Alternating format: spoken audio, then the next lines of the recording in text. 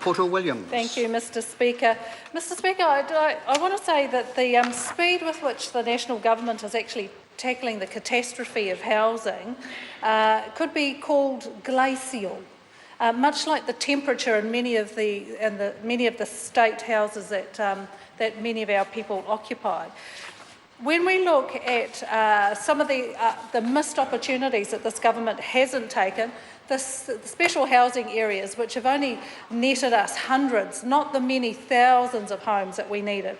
The 700 new builds for Housing New Zealand in Christchurch, which were supposed to have been finished by December of this year, Mr Speaker, we're not even halfway through. It's taken them 2 years to build not even 350 homes. So, Mr Speaker, the National Government is not on top of their game when it comes to looking at housing. But we've got to be grateful for the little that the government is doing. We all know the stories. As electorate MPs, we all know the stories of the mouldy houses, the condensation, the poor insulation, how costly it is to heat, and that's with the state houses. Private landlords haven't until this point been required to meet any standards whatsoever, very poor standards. So we know that we're starting from a really low base here, Mr Speaker. When we think about the Minister saying how well the Housing New Zealand stock, for example, has been repaired, we know that in Christchurch and Canterbury that the earthquake repairs have only just been completed. It's taken them 5 years. 5 years where people have lived in damaged, cold homes. That's how speedy this government has been around their repair program. I want to give you a scenario, Mr Speaker.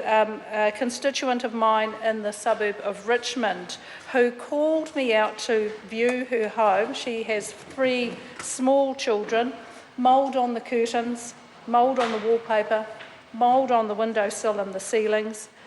There was only one room that had a heater in it, a heat pump in the lounge. That's where the family gathered. We stood in the kitchen and had a conversation, and the condensation was coming out of our mouths, and that was at lunchtime on a sunny afternoon when it was actually colder inside the house than it was outside the house. Now, if that's the kind of temperature you get inside a house, a government owned house, on a sunny afternoon, what's it like in the evenings and at night time for those small children being put to bed with no heating? With no heating. How can a small child retain its body heat and retain its health and be expected to thrive in conditions like that? Now, that story was repeated not hundreds of times, but thousands of times across the country. We know that because the statistics of the health statistics for our children living in rental accommodation is so poor. It's so poor, where we know that decent homes could save this country in health costs alone an enormous amount. So why is the government doing this now? Well, I think public opinion has really forced their hand.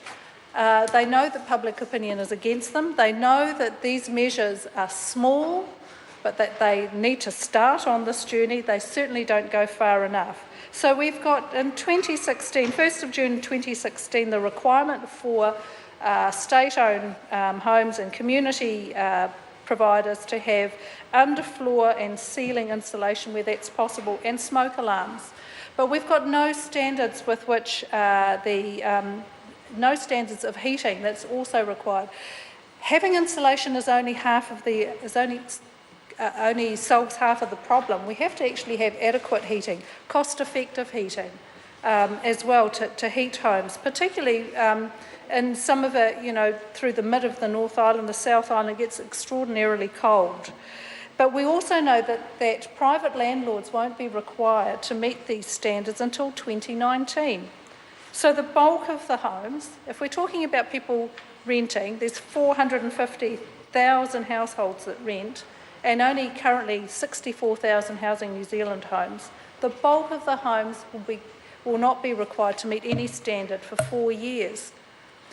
This government should have been signalling from the start, if it was so concerned about the state of the rental market, that it should have been signalling to landlords from the start of its term that this is what they had wanted to do with, that they were so concerned about tenants in this country that they were wanting to ensure that there were some standards for insulation, but that hasn't been the case. So we're going to require smoke alarms to be installed. I haven't seen any information, and I'm sure that during the course of this bill's passage through the select committee process, people will be asking questions about what type of smoke alarms are we going to install. Having a smoke alarm installed is no good if there are no batteries in it, if it's not tested, if it's not functioning. It would be really interesting to know how many fires occur in New Zealand where there is a smoke alarm, but the fact that it's not functioning meant it's just a piece of decoration on the ceiling. Community Housing Aotearoa Scott's Figgenshaw said that insulation is half the answer, but how do we heat the home? And it's a very, very important question. The cost of some heat pumps, for example, if we're talking about private landlords, the cost to install good quality heat pumps somewhere in the region of about $5,000. That's not a huge amount of money when we think about how much rental income a property can actually generate over the life of its use as a rental property. We're asking for, technically it should be a small investment for the landlord, but we know that landlords, we know that some homeowners are not even considering putting properties into the rental pool because they are making so much money just through house price inflation. And in some cases, where properties are selling in less than 30 days, why would you even consider having tenants in your home when you can turn over properties that quickly and make quite a tidy sum?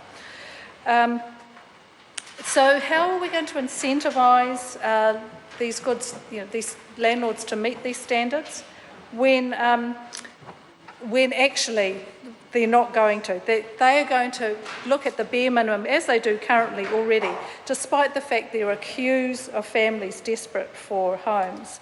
And if we look at the assessment process that has been implemented through MSD, where the actual assessment of tenancies for state and community housing has been taken out of the hands of Housing New Zealand Corporation, the people who actually knew housing, who had relationships with tenants, can we say that assessment process has actually made it easier for families to get into homes, into decent quality homes? Well, the case that happened on the weekend where the mother was in the cockroach-infested, thank you Mr Speaker, caravan park, cabin, obviously shows that no, that is not the case, because prior to that story hitting the newspaper, hitting the media, she was not assessed as being high priority. As soon as that case hit the media, her reassessment was done, and lo and behold, she goes to the top of the list. So there is something wrong with this process, Mr Speaker. And I just want to comment on what's become a dreadful phenomenon in the Canterbury region, and that is the as-is, where-is homes, where people have taken their cash settlement, decided not to repair their home, they've buggered off and bought a home somewhere else, and they've left that house to become a rental, a damaged house to become a rental. It is well known, particularly in my electorate, that people are living in homes that are structurally unsound because the homeowners have taken the cash and fled. And I can see Matt Ducey thinking very carefully over there. You know of some examples, I'm sure, Mr Ducey, in your electorate. There are some major problems with this bill, Mr Speaker, and I just want to, in conclusion, just go over those. There's no standard being set for heating. There's a 4-year transition period for the bulk of the homes that are privately owned by private landlords, and we know that in that time there will be many children who will continue to be hospitalised due to the poor quality of these homes. There's no provision of standards for mould or ventilation in this bill. And then there's this massive loophole which sees insulation standards for 1978 being the standard to be met, when we know that the current standard from the 2008 Building Act is far more appropriate. Thank you, Mr Speaker. I call Stuart Smith.